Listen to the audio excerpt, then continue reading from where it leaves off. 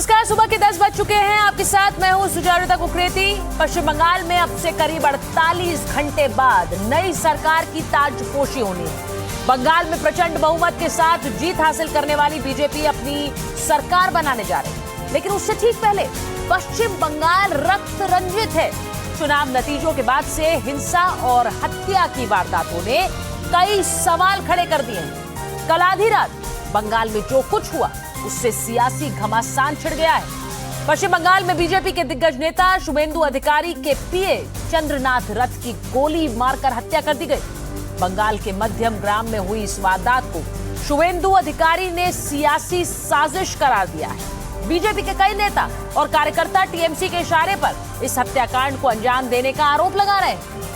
कल कोलकाता के new town इलाके में भी बीजेपी विधायक के करीबी की हत्या कर दी गई थी। पश्चिम बंगाल पिछले 72 घंटों से हिंसा, बवाल और हत्या की वारदातों से थर्राया हुआ है। लॉ एंड ऑर्डर पर सवाल खड़े हो रहे हैं। राजनीतिक हिंसा और हत्या की वारदातों ने कई सवाल खड़े कर दिए हैं। आखिर बंगाल में यह हो क्यों रहा है? आज इसी मुद्दे पर बड़े पैनल के साथ बात करेंगे, चर्चा करेंगे। ग्राउंड जीरो से हमारे सहयोगी भी जुड़ रहे हैं, लेकिन सबसे पहले आपको शुभेंदु अधिकारी के 3 बयान सुनवा देती हूं, फिर डिबेट की शुरुआत करूं। पहले सुनिए क्या कह रहे हैं शुभेंदु अधिकारी। ये जो ब्रूटली मर्डर हुआ है, ये प्री प्लान मर्डर है। ये हम लोग का बात नहीं है, पुलिस का डीजीपी का बात है। 2-3 दिन रेकी करके fully pre plan murder, police ने इन्वेस्टिगेशन चालू किया। स्टेट का सीनियर पुलिस ऑफिसर लोग आया। हम लोग बहुत पेनफुल हार्ट में ये जो मर्मांतिक हादसा हुआ, इसका निंदा करने का कोई भाषा हम लोग के पास नहीं है। दिल्ली से हमारी से लेकर राष्ट्रीय अध्यक्ष से लेकर संतोष जी से लेकर सबने जानकारी लिया है। केंद्रीय मंत्री डॉक्टर सुकांतो मजूमदार, उन्होंने 4 घंटा तक पूरा जो इंसिडेंट हुआ फैमिली का साथ, पुलिस का साथ बात किया है।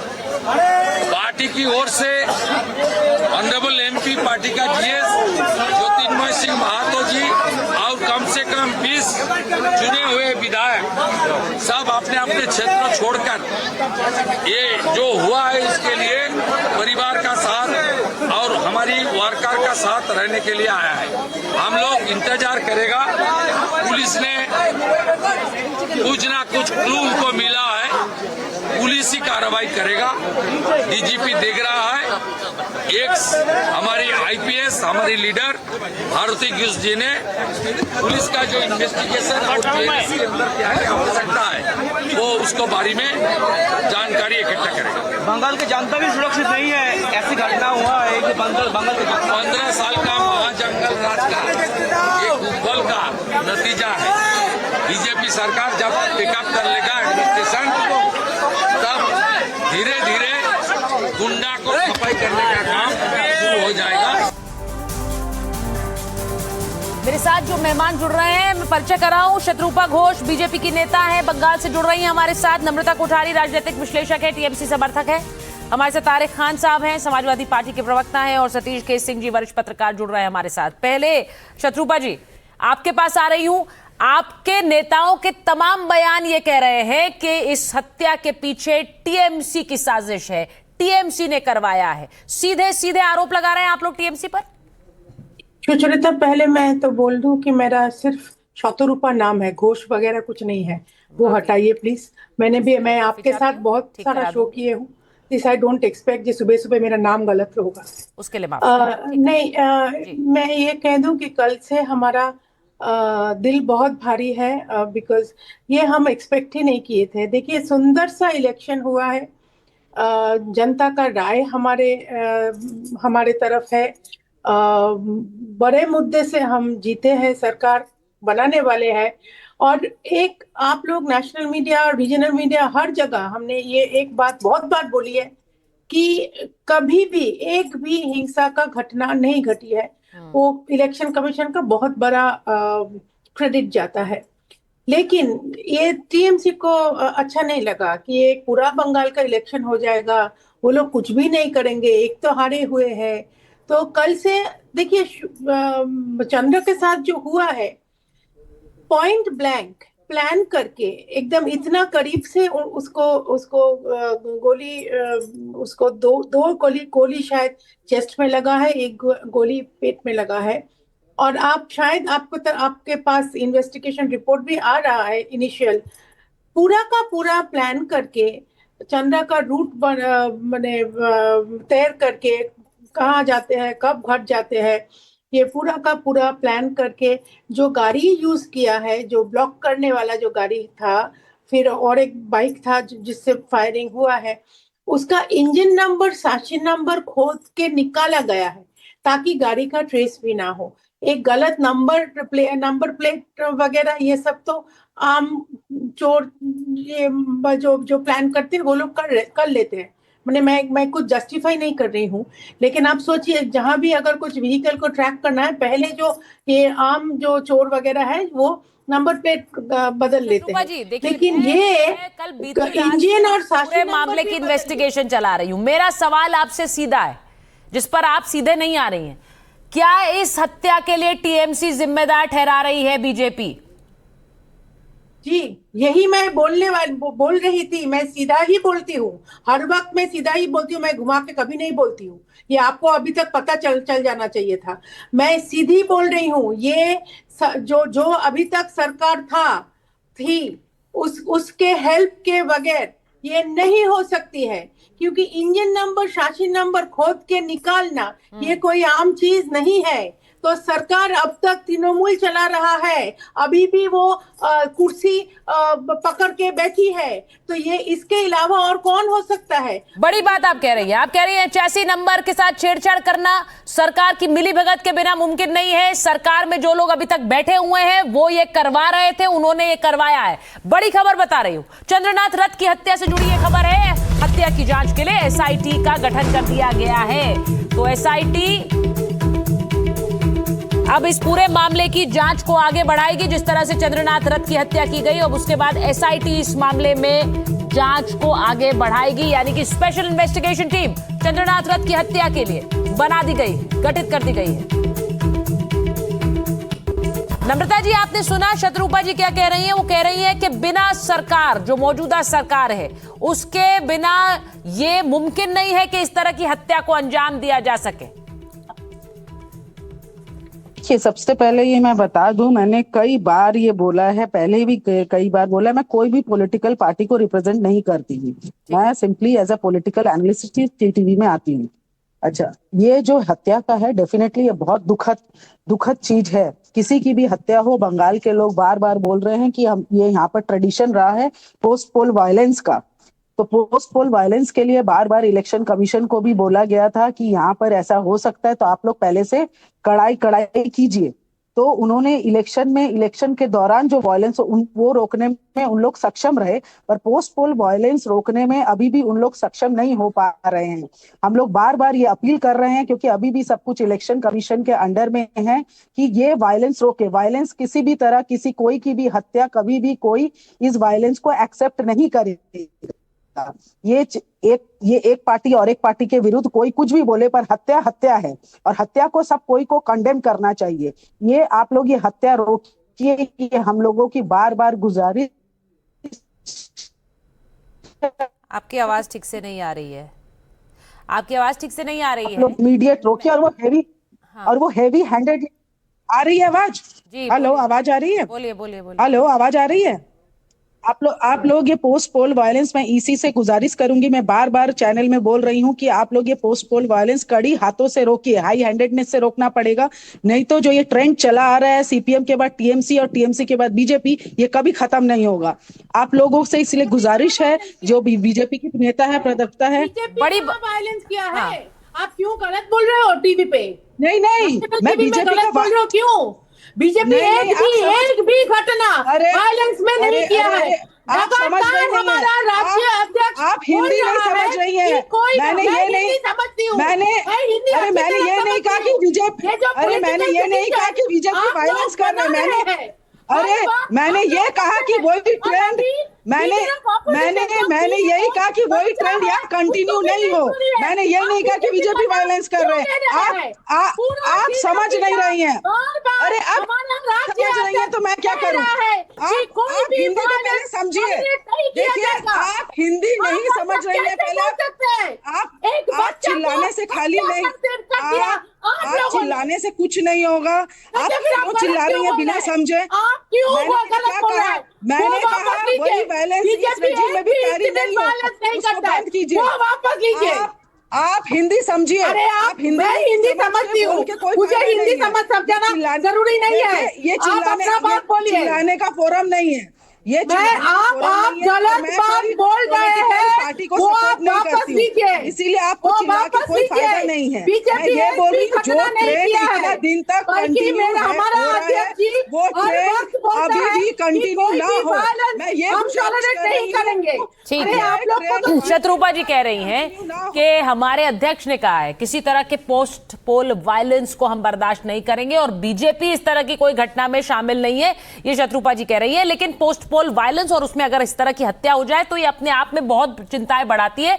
मैं एक बार श्रेयसी के पास जा रही हूं क्योंकि खबर हमारे पास ये आई है कि एसआईटी का गठन हुआ है और अब इस एसआईटी के जरिए ही ये जांच को आगे बढ़ाया जाएगा। श्रेयसी जरा डिटेल्स बताइए इसकी। जी देखिए, कल रात को जब शुभेंदु अधिकारी बॉडी देख के बाहर आए हॉस्पिटल से, उन्होंने बोला कि अभी जो है फिलहाल इसकी जांच जो है राज्य सरकार की पुलिस ही करने वाले हैं। अभी कोई सीबीआई प्रोब या एनआईए इन्वेस्टिगेशन नहीं होगा इस हत्या में। हालांकि अभी डीजीपी ने कंफर्म किया है एनडीटीवी को कि एसआईटी गठन किया गया है। कौन कौन है इसमें अभी तक नहीं पता, लेकिन ये पूरा इन्वेस्टिगेशन अभी जो है ये पूरा मॉनिटर्ड हो रहा है डीजीपी की तरफ से और बीजेपी जो है वो भी कंटिन्यूसली बातचीत में है पुलिस की तरफ से। एसआईटी जो है इस हत्या का जो है अभी फिलहाल इन्वेस्टिगेशन कर रही है और पोस्टमार्टम जो है चालू हो गया है बारासात मेडिकल कॉलेज में, जहां पे उसका चंद्रनाथ रथ का बॉडी रखा गया था। देखिए श्रेयसी, इस वक्त सारे सवाल ये उठ रहे हैं कि इस हत्या के पीछे अभी एक सरकार चुनाव में चुनी गई है लेकिन वो शपथ ग्रहण नहीं की है, यानी टेक्निकली सरकार में ममता बनर्जी हैं। तो ऐसे में सवाल उठाए जा रहे हैं कि इस हत्या को लेकर इस वक्त ग्राउंड पर किसका प्रशासनिक तंत्र चल रहा है। अब टीएमसी आरोप लगा रही इलेक्शन कमीशन पर और उधर बीजेपी आरोप लगा रही है टीएमसी पर। जी, इस वक्त जो है स्टेट का law and order election commission of India के अंडर है, ममता बनर्जी के अंडर नहीं है। जिस दिन इलेक्शन की अनाउंसमेंट हुई, डेट्स दिया गया है, उसी दिन से मॉडल कोड ऑफ कॉन्डक्ट या एमसीसी जो बोलता है लागू हो जाता है। और जब तक वोट टेकिंग सेरेमनी नहीं होता है जो कि यहाँ पे 10 तारीख को होने वाला है, उस दिन तक इलेक्शन कमीशन के अंडर लॉ एंड ऑर्डर रहता है। पुलिस भी इलेक्शन कमीशन को ही रिपोर्ट करता है, ममता बनर्जी को नहीं रिपोर्ट करता है। तो ये लॉ एंड ऑर्डर का अगर डिटोरिएशन है ये इलेक्शन कमीशन के तहत हुआ है।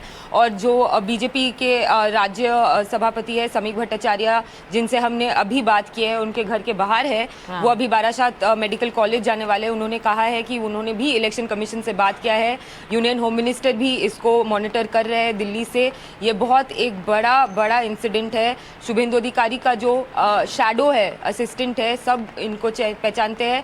हालांकि ये शायद पॉलिटिकल सर्कल्स में कोई बड़ा चेहरा ना हो, एक लीडर ना हो, लेकिन जो बीजेपी के अंदर है वो सभी चंद्रनाथ को पहचानते हैं, क्योंकि शुभेंदु अधिकारी तक पहुंचने के लिए आपको चंद्रनाथ से बात करना ही पड़ेगा। उनके पास सारा शेड्यूल रहता है। और एग्जैक्टली आप जो बात कह रही है सभी लोग बता रहे हैं कि शुभेंदु अधिकारी को लेकर जो भी जानकारी, जिस तरह की भी मीटिंग्स उनकी रही, सभाएं हुई, उनका कहाँ जाना आना होता था, वो सब कुछ चंद्रनाथ रथ देखते थे। तो ये इसीलिए ये हत्या बहुत सारे पॉलिटिकल मैसेजिंग भी कर रही है।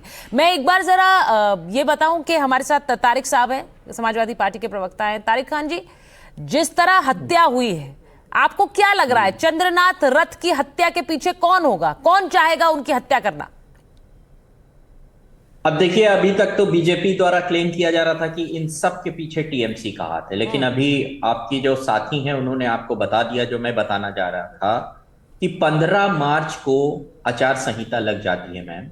उसके बाद ममता बनर्जी के पास वो पावर नहीं है जो स्टेट को बाकायदा कंट्रोल कर सके। इतने दिनों से जो सीआरपीएफ है या जो यहाँ से अधिकारी लोग भेजे जा रहे थे, उनका यही काम था कि वहां बेहतर किस्म से चुनाव कराएं और लॉ एंड ऑर्डर को कंट्रोल करें, जिसमें वो विफल रहे। सिर्फ एक नहीं, इसके अलावा 4 लोग और मरे। उन 4 लोगों के नाम भी मैं बता सकता हूं, मैंने लिख के रखा है। और अभी मैडम बता रही थी कि किसी डिस्ट्रिक्ट में बीजेपी ने वायलेंस नहीं किया। नहीं, बीजेपी के नेताओं ने खुद माना कि हम उनको मना कर रहे हैं, नहीं वायलेंस ना करें। जगह जगह district, Tollygunge, Kasba, Bairipura, Beleghata, Ruby crossing, Hook market, Howrah, Falta, Siliguri, Asansol और पानीहाटी, इन सब जगहों पर टीएमसी के जो ऑफिस हैं उन पे बाकायदा जाकर हमला किया गया है।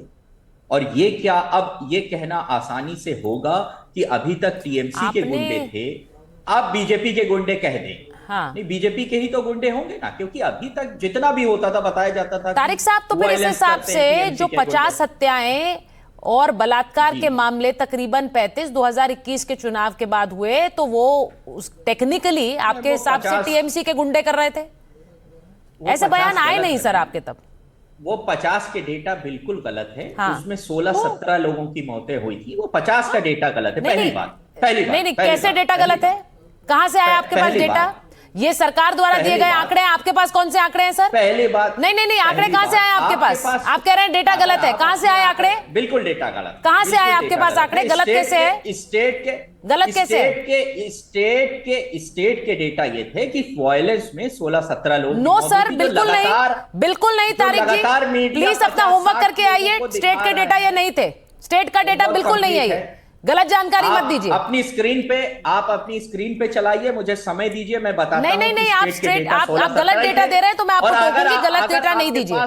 2021 के चुनाव में जो वायलेंस हुआ है उसी का डेटा दे रही हूं, और ये राज्य द्वारा दिया जाता है, ये सरकार ने दिया है, तो ये गलत डेटा मत दीजिए। और मुझे ये बताइए, 50 का डेटा मुझे ये बताइए कि क्या आपने उस समय भी कहा? देखिए, सवाल सीधा ये है कि उंगली उठाने से होगा, या फिर ये एक सहमति, हमें पश्चिम बंगाल को रक्त रंजित नहीं बनाना है। ये बहुत दुखद है जो हुआ है, और मैं ये नहीं कह रही हूं टीएमसी के दफ्तरों में भी जो तोड़फोड़ हो रही है वो नहीं होनी चाहिए। शत्रुपा जी।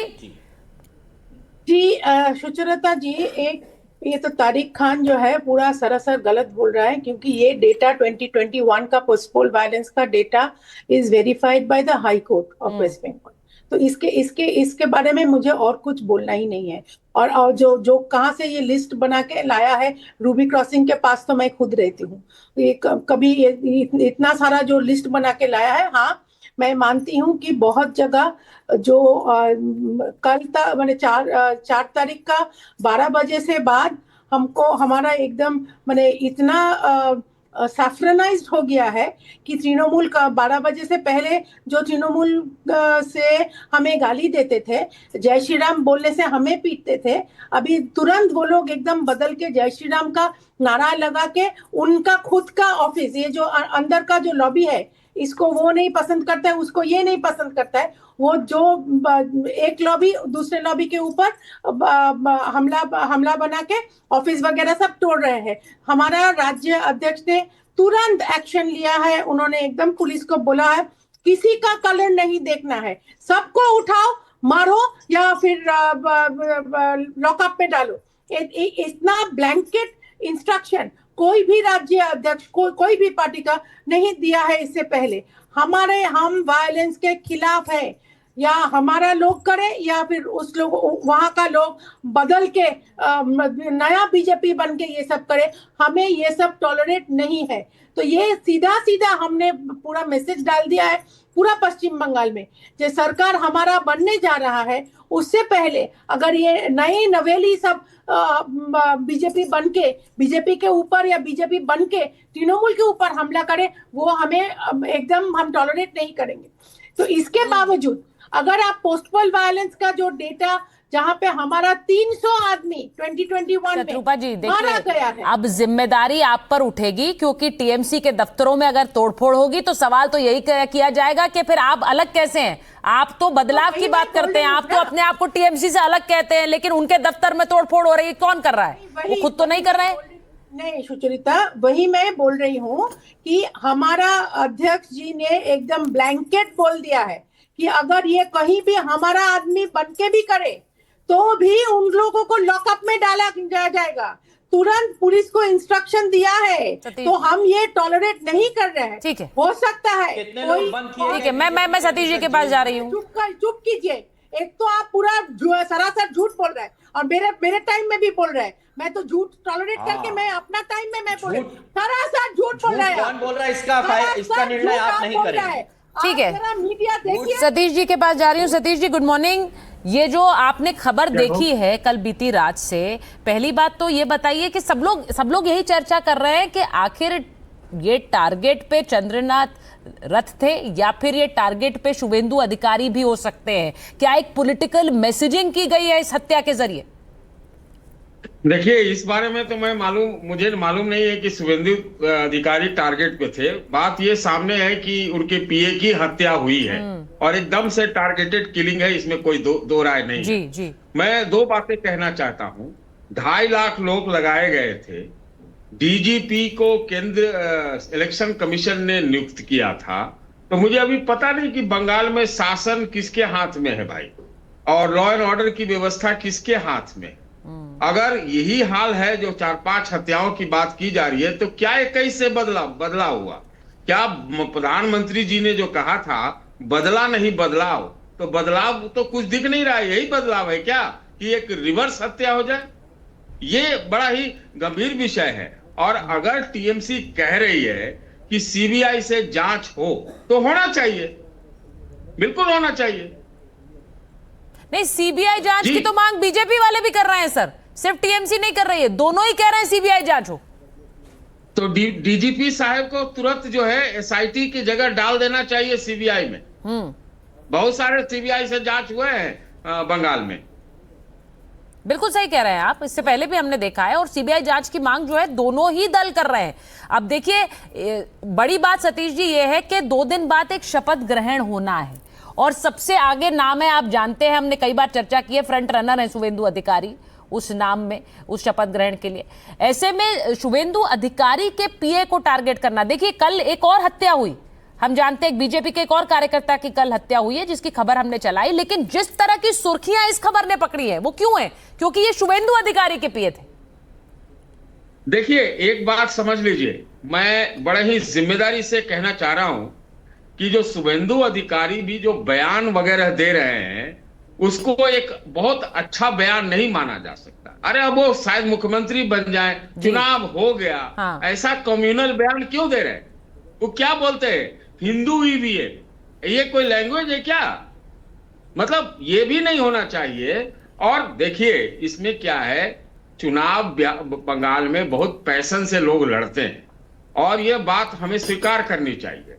तो बहुत तैनाती करके इसको बचाना चाहिए था। टीएमसी के दफ्तर भी तो जलाए गए हैं, हो सकता है टीएमसी वाले ही जला दे, हो सकता है, मैं मानता हूं, लेकिन इसको सुनिश्चित करना कि लॉ एंड ऑर्डर बना रहे, और जिसका बहुत गुण गाया गया है कि इस बार तो कोई हत्या नहीं चुनाव में हुआ, सब कुछ शांत रहा, एकदम रक्त कुछ बहा ही नहीं, ये बंगाल के लिए अपवाद था। तो ये तो अपवाद नहीं है जो 4-5 हत्याएं हो गई हैं, बिल्कुल अपवाद नहीं है। और दूसरी बात यह है कि ये बार बार कहा जा रहा है कि क्या बंगाल की जो सियासी पृष्ठभूमि है वो इस तरह की है क्या कि जब बदलाव होगा तो इस तरह की हिंसा होगी? अब शत्रुपा जी, उन्होंने कहा कि कम्युनल बयान दे रहे हैं शुभेंदु अधिकारी, इस तरह के बयानों की जरूरत क्या है? शुभेंदु अधिकारी बहुत सीनियर लीडर है, जो बोलते हैं सोच समझ के बोलते हैं, जान के बोलते हैं। तो इस बारे में मैं इलेबोरेट नहीं करना चाहती हूँ जब तक पूरा इन्वेस्टिगेशन खत्म ना हो। लेकिन मैं इतना बोलूं कि ये जो आप लोग एक्सपेक्ट कर रहे हैं कि हमारा सरकार अभी तक बैठा भी नहीं और हम तुरंत बदलाव ला दे, ये फिजिकली पॉसिबल नहीं है। ये आप लोग भी जानते हैं। लेकिन मैं इतना कह दूं कि अभी तक इलेक्शन कमीशन के दायरे में है, क्योंकि एक सरकार जाने वाला है और दूसरी सरकार अभी बैठा भी नहीं है। तो लेकिन ये तुरंत इन्वेस्टिगेशन चालू कर दिया है। कल ही पुलिस, उसी रात पे पुलिस वहां पे पहुंच गया और इनिशियल जो हमारा इन्वेस्टिगेशन है कि यहाँ पे बहुत रेकी किया है, और इंजन नंबर, साक्षी नंबर, जैसे मैंने आपको बोला, ये सब निकल के आ रहा है। और रूट भी पता चला है कि एक बाइक कहाँ कहाँ से भागा है, वो भी पूरा सर्वेलेंस में है। बहुत दुखद घटना है सुचरिता। मैं आपको कह नहीं पा रही हूँ कि ये लड़का 40 साल, शायद अभी 40 या 41 थे, इतना हंसमुख लड़का था।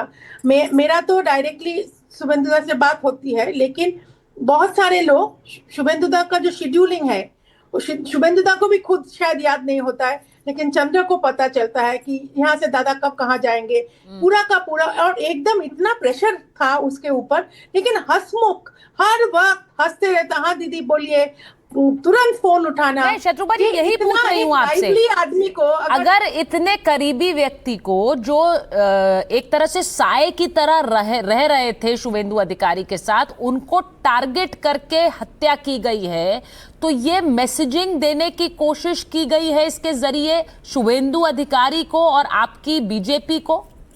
जी एकदम एकदम, वही तो हम कल से कह रहे हैं। हमारा अध्यक्ष जी भी कहा है, शुभेंदुदा ने कहा है, सुकांतुदा वहां पे पहुंच गया था, वो भी कहा है कि ये एकदम बहुत बुरी तरह से डायरेक्ट मैसेजिंग है कि भैया डराने का एक मैसेज है। ये अभी का जो सियासत अभी तक है, जो आज मिडनाइट तक ऑफिशियली सियासत रहेगा, उसका कारनामे बहुत है। और ये शायद लास्ट कारनामे जाते जाते ये कर दिया है। और ये बेकार में एक हंसता खलता लड़का, उसका जीवन के ऊपर इतना दुखद घटना कर दिया गया है। This leaves a very bad taste in the mouth. ये सही नहीं हुआ, ये सही नहीं हुआ। तारिक जी कुछ कहना चाह रहे हैं। तारिक जी, देखिए मैम, अभी बात हुई कि ये घटना करके मैसेजिंग करने लोग चाह रहे हैं किसी तरीके के, टीएमसी के लोगों पे आरोप है।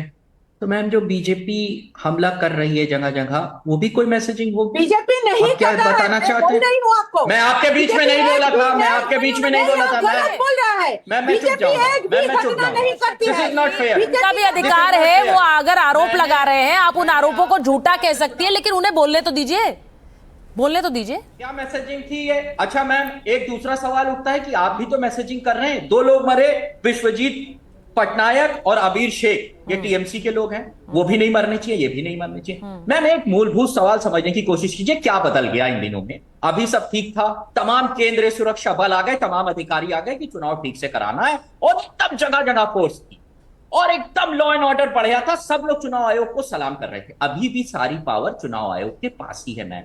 अब अचानक से क्या हो गया कि जगह जगह इस तरीके की घटना हो गई? कौन है वो लोग? कौन है? दोनों तरफ के लोग होंगे। इसका मतलब यह है कि जो बीच की पार्टी थी, जिसको हम चुनाव आयोग कहते हैं या कुछ भी कह लीजिए, इलेक्शन कमीशन कह दीजिए, वो शांत बैठ गया। चुनाव कराना उसका काम था, बीजेपी को जिताना इसका काम था, उसके बाद वो शांत बैठ गया। इसका क्यों? कल तक बिल्कुल लॉ एंड ऑर्डर बढ़िया था, तब भी वही टीएमसी के लोग थे, सारे कार्यकर्ता थे, ममता बनर्जी भी वही थी और बीजेपी के भी लोग वही थे। इसका मतलब है मैम, किसी ना किसी ने ढील छोड़ी है, और ममता के हाथ में कमान नहीं है। तो किसने ढील छोड़ी है, इस बात का सवाल, यह सवाल मूलभूत है, और यह चुनाव आयोग से ही पूछा जाएगा, क्योंकि सारी कमान लॉ एंड ऑर्डर की मार्च जिस दिन आचार संहिता लग गई मैम, उन्हीं के हाथ में है। एक भी मर्डर नहीं होना चाहिए। कितने लोगों को आपने गिरफ्तार किया? जो जगह जगह वीडियो आ रही है जिसमें लोग बीजेपी के जाकर एक महिला के साथ बाकायदा बदतमीजी कर रहे हैं। अब तमाम बातें महिला के लिए होती है, और महिला के साथ बदतमीजी, क्या उन लोगों को अरेस्ट किया गया? ये भी मैसेजिंग थी। अगर तुरंत बीजेपी के कार्यकर्ताओं को अरेस्ट किया गया होता मैम, अरेस्ट, एफआईआर की बात नहीं कर रहा हूं, एफआईआर चर्चा हो रही है, बहुत सी हुई है, तो मैसेजिंग जाती कि चुनाव आयोग वैसे ही सख्त है जैसे चुनाव के टाइम पे था। किसी को ठीक है, आप कह रहे हैं मैसेजिंग जानी चाहिए, और ये अरेस्ट अगर होते तो उससे ये क्लियर मैसेज जाता। मैं जरा एक बार सुनवा देती हूँ कि बीजेपी के नेता क्या कह रहे हैं इस हत्या पर, और टीएमसी को लेकर क्या कह रहे हैं, इस हत्याकांड को लेकर क्या कह रहे हैं, जरा सुनिए। Police is investigating the matter. आप धैर्य रखिए, कार्यकर्ता को हमने बोला कि धैर्य रखिए, और पुलिस पूरा व्यवस्था लेगी। डीजी साहब आए थे खुद, और डीजी पुलिस ने जो बताया, इन्वेस्टिगेशन बहुत दूर तक गया है, किसी को बख्शा नहीं जाएगा। लीगली जो प्रोसीड्योर है सबको कानून के दायरे में लाया जाएगा, एक भी नहीं बचेंगे। जब देखा कोई काम, कोई पदक्षेप, कोई रंग नहीं ला रहा है, तब इन्होंने परिकल्पित रूप से शुभेंदु अधिकारी का पीए को टारगेट बनाया, और टारगेट बना के जो खूनी लोगों से ये काम कराया, इसका ठीक ढंग से जांच हो रहा है। हमारा आशा है जिन लोग खूनी आए वो पकड़ा जाएगा और ये खून तृणमूल कांग्रेस का आला कमांड से ही एक खून का रणनीति तैयार हुआ था। इस बार पावर से जाने के बाद उनका गुस्सा, उनका प्रतिहिंसा, उनका फ्रस्ट्रेशन, यही सब बाहर आ रहा है। और सबसे दुख की बात यह है कि उन्होंने जिनको टारगेट किया एकदम नॉन पॉलिटिकल, क्योंकि चंद्रो का यही उसका दोष था कि भवानीपुर के चुनाव में बहुत वो काम किया था शुभेंदु दा के लिए और भवानीपुर से ममता बनर्जी हारी। इसी गुस्से में क्या ऐसा हुआ है? देखिए भाई, अभिषेक बनर्जी ने ये हत्या करवाई है, अभिषेक बनर्जी ने ये हत्या करवाई है और वो एक मैसेज देना चाहता है कि हम सरकार में भले ना हो लेकिन हम तुम्हारे ऊपर भारी हैं। लेकिन वो मूर्ख है, वो हम लोग पर भारी नहीं, इसका जवाब मिलेगा। तो देख लीजिए, ये कहने की कोशिश की जा रही है। आपने सुना क्या कह रहे थे बीजेपी नेता कि हमारे को एक संदेश देने की कोशिश की जा रही है कि हम तुम पर भारी हैं। अब ये अगर ये सोच है शत्रुपा जी कि हम तुम पर भारी हैं, मतलब कि टीएमसी के लोग करवा रहे हैं ये तो बड़ा क्लियरली आपके नेता सारे कह रहे हैं। लेकिन अब बड़ी बात यह है कि उन हत्यारों तक आप कितनी जल्दी पहुंच पाएंगे? क्या पुलिस उन हत्यारों को पकड़ पाएगी जिन्होंने इस हत्या को अंजाम दिया? वो आप रियल टेस्ट है आपका। नहीं, अभी तक हमारा टेस्ट कैसे हुआ? हमारा सरकार तो भी बैठा भी नहीं। मैंने सुना हमारा नेता लोग क्या कह रहे हैं। मैं तो स्पोक्स पर्सन हूँ, मैं इससे ज्यादा मैं नहीं कहूंगी। इन्वेस्टिगेशन के लिए थोड़ा सा अपेक्षा करते हैं, देखते हैं और कितना जल्दी हो सकता है। पुलिस भी तो बदलेगा हमारा सरकार जब बैठेगा, लेकिन पुलिस का बदलाव हमें कैंपेन के टाइम थोड़ा सा महसूस हुआ है, अच्छा लगा। तो मुझे ऐसा लग रहा है, विश्वास है कि अगला 24 घंटे तक पूरा खुलासा हो जाएगा कौन के क्या किया है। मैं सुचरिता जी, मुझे जाना पड़ेगा, तो मुझे थोड़ा इजाजत दीजिए। बस मैं कह दूं, पुलिस नहीं बदलेगी मैम, नेतृत्व बदल जाएगा और उससे बहुत सी चीजें बदल जाती हैं। तो पश्चिम बंगाल में आपके यहाँ पर आपके आने से क्या बदलेगा, इसको भी लोग बहुत क्लोजली देख रहे हैं। क्योंकि अगर इस पर आपने सवाल टीएमसी से किए हैं लगातार, तो टीएमसी भी आपसे सवाल पूछेगी कि आपके आने के बाद क्या बदला है। मैं एक बार ये जरूर पूछूंगी नम्रता जी, जिस तरह से इस पूरे घटनाक्रम में ये बार बार सवाल आया कि पोस्ट पोल वायलेंस जो है ये एक तरह का पृष्ठभूमि है, सियासी पृष्ठभूमि है पश्चिम बंगाल की, पर इससे मुक्ति तो दिलानी पड़ेगी। इस तरह की हत्या होना ये अपने आप में मैसेजिंग भी है और ये कोई तस्वीर अच्छी नहीं है पश्चिम बंगाल के लिए। इसीलिए देखिए, ये वायलेंस से छुटकारा पाने के लिए तो ये एंटी इनकम्बेंसी जो फैक्टर आया, जिस कारण से बीजेपी को इतनी बड़ी जीत मिली, जनता जनार्दन ने इतना समर्थन दिया कि अब जो बंगाल का जो चरित्र है, जो हम लोग इलेक्शन में वायलेंस देखते हैं, वो हम लोग को नहीं चाहिए। हम लोग को डेवलपमेंट चाहिए। हम लोगों को ये खून खराबी, किसी भी तरह का कोई भी प्रॉब्लम बंगाल में नहीं चाहिए। बंगाल को फिर जैसे पहले सोने की चिड़िया कहा जाता था, उस तरह फिर से बने, वही सबकी यही एक्सपेक्टेशन है। इसी एक्सपेक्टेशन में से ये इतना बड़ा बदलाव आया है और बीजेपी को इतना बड़ा जनता का मैंडेट मिला है। सभी चाह रहे हैं कि इलेक्शन कमीशन जिस तरह इलेक्शन एकदम विदाउट वायलेंस उन्होंने कराया है, उसी तरह सब चाह रहे थे कि पोस्ट इलेक्शन जो सिचुएशन है वो वायलेंस ना हो, एकदम शांतिपूर्वक हो। पर हम लोग कई जगह देख रहे हैं ये वायलेंसेस हो रहे हैं।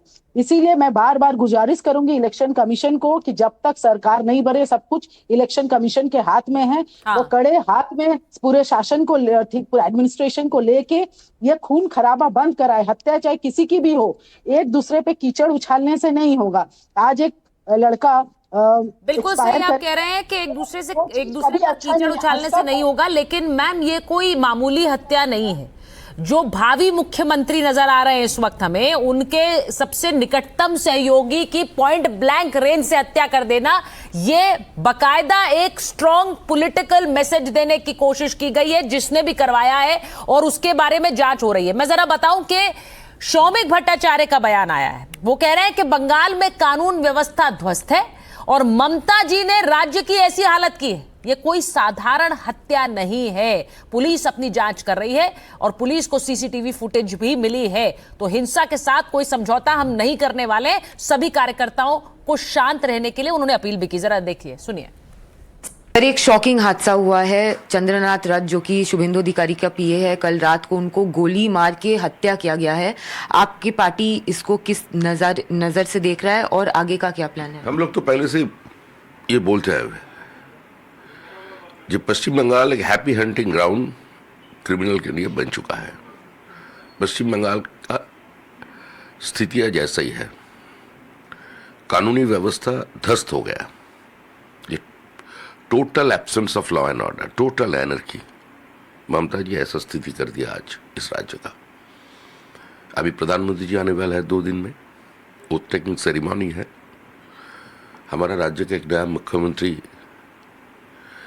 शपथ लेंगे उसी दिन, तो उसका पहले इतना बड़ा हादसा,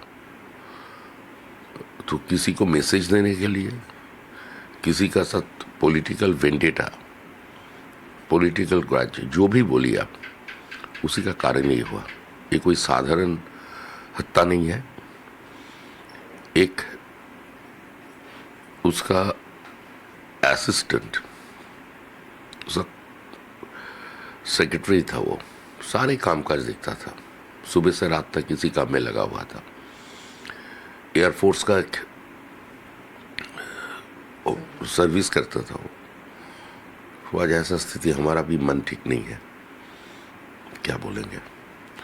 पुलिस अपने इन्वेस्टिगेशन कर रहे हैं। कल एसपी से भी मेरा बातचीत हुआ, उसका जो वीडियो फुटेज है, सीसीटीवी फुटेज है, वो मिला। एक जगह का नाम बताया जा रहा है, अशोकनगर। क्यों हुआ, कौन था इसका पीछे? ये उसको मारकर कोई मैसेज देना चाहता है, किसी को डराना चाहता है, तो भारतीय जनता पार्टी के सीने पे गोली ठोकना चाहता है? ये तो आने वाला काल बताएंगे। लेकिन हम लोग किसी हिंसा के साथ समझौता नहीं करेंगे। हम लोग फिर भी बोल रहे हैं, सब शांत रहिए। ये महाजंगल राज का समाप्ति हो गया, जनता नहीं किया, जनता की अपेक्षा और बढ़ गया बीजेपी से। तो सारे कार्यकर्ता शांति से रहे, तृणमूल का ये जो करतूते हैं इससे दूर रहिए।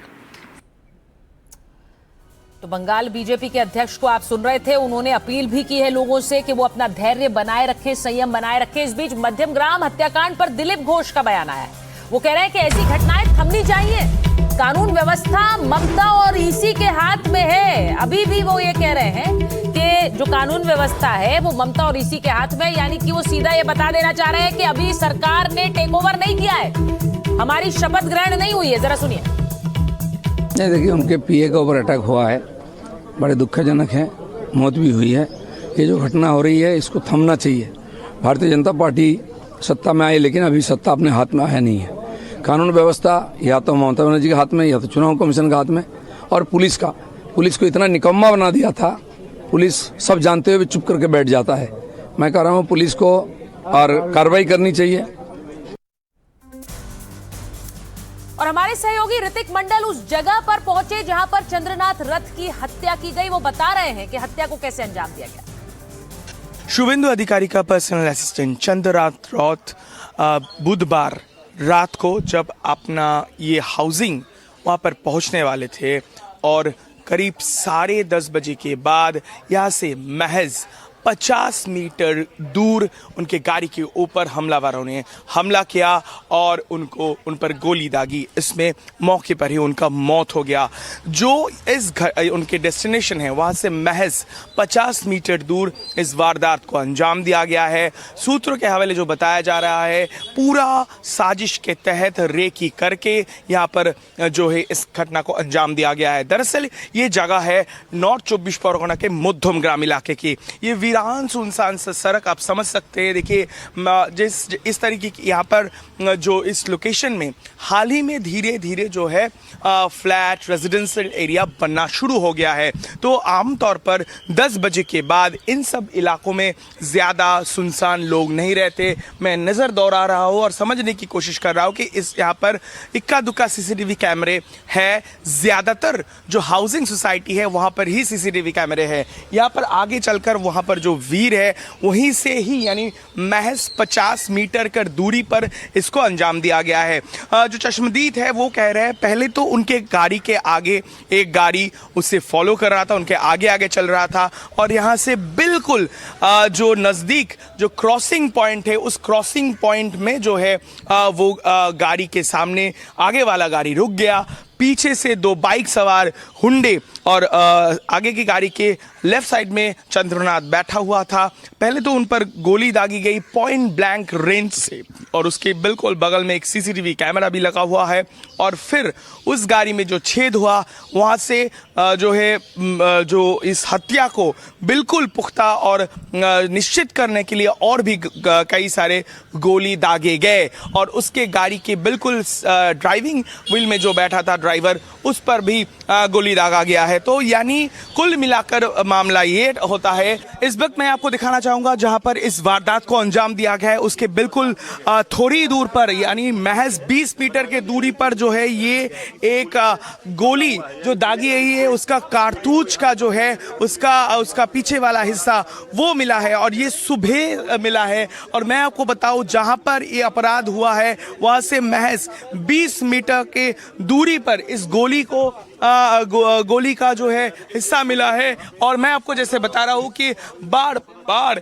एक रेकी करके इस अपराध को अंजाम दिया गया है और यही वो निशान है कि जहां पर इस वारदात को अंजाम दिया गया वहां से महज 20 मीटर की दूरी पर ये गोली का हिस्सा मिला है। नहीं स्पष्ट होता है कि अंधाधुन गोली चलाया गया था और इस हत्या को अंजाम देने के लिए तमाम साजिश की गई थी। कैमरा पर्सन अनिरुद्ध त्रिपाठी के साथ ऋतिक, एनटीवी इंडिया के लिए। इस वक्त हम इस अपराध के चश्मदीदों से बात करेंगे जो चंद्रनाथ के ही पड़ोसी है और घटना के बारे में बताएंगे। आपका नाम बताइए सर। मेरा नाम अमित साव है सर। कल क्या हुआ था, क्या देखे थे? सर देखा तो क्या, मैं अपना लड़का को लेके आ रहा था तब तक ये इंसिडेंट हो चुका था।